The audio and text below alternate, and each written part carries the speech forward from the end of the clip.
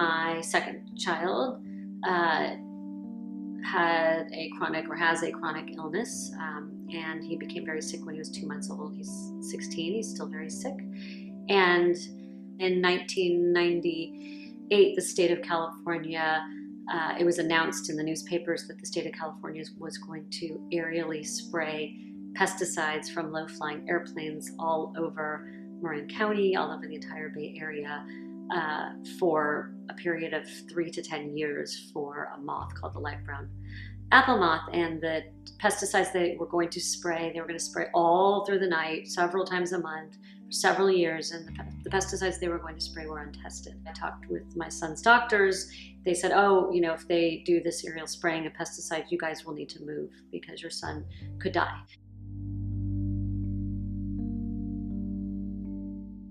There's lots and lots of toxic chemicals, and I'm sure you've heard about some of them, but most of them are not chemicals that were specifically designed to kill or harm living things. But that's what pesticides are. They're poisons by design. They're either designed to kill weeds or to kill bugs.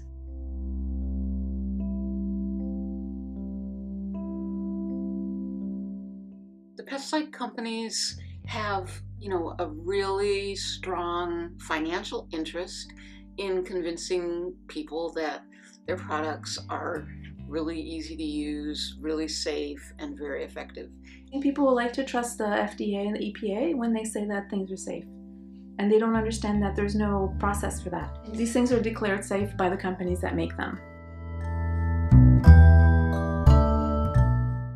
We've been using about 1 billion pounds of pesticides a year in the United States ever since the 1970s. It's almost never that you had studies showing that something's harmful and then 10 years later people were like, oh, we were wrong, don't worry about it actually. It seems to always be going the other way. First we have an argument that there's no harm, and then as science develops or more information comes in, it seems like it's always that same progression. It shouldn't be an innocent until proven guilty kind of thing. Pesticides should be tested and evaluated before they go on the market. It's not surprising that, what would kill a cockroach will also hurt us. So whether you're in Marin or anywhere else, if you're eating food that is contaminated with pesticides, you and your children are being exposed. Nausea, cancers, long-term neurological problems, ADHD, respiratory problems with eyesight, endocrine disruption, birth defects, learning disabilities, autism, and the list goes on.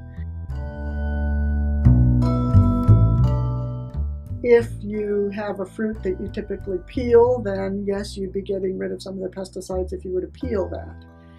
Washing them off is questionable. Perhaps a little bit of it would be washed off, but probably not a significant amount.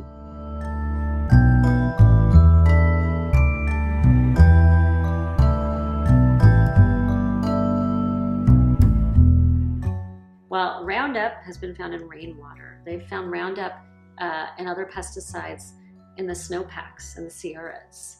There's pesticides in our ocean water. Our fish our sea life is dying. It's sick. These pesticides are everywhere. They're in rivers, they're in lakes, they're in streams. Our pets, are getting sicker. There are more pets with immune diseases and immune disorders and cancer rather.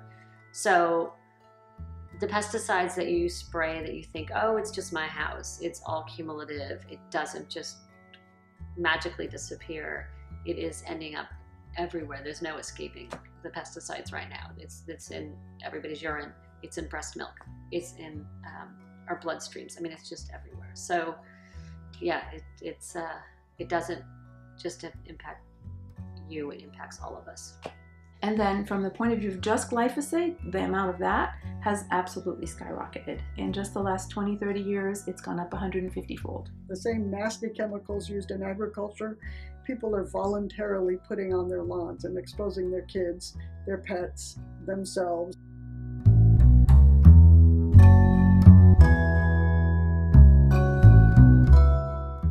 I do believe homeowner use is vast and a massive problem. The county of Marin, over the course of a year, uses as much glyphosate as Marin County's residential population buys in one weekend.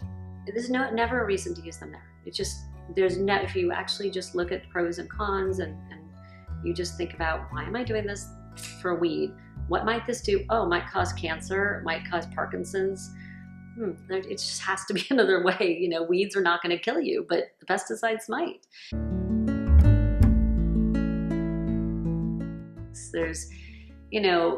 There's all sorts of holistic or natural ways to deal with weeds and bugs. And frankly, bugs are good. We need a lot of the bugs that we have in our system because they end up being predators for other bugs. So that's what organic growers do.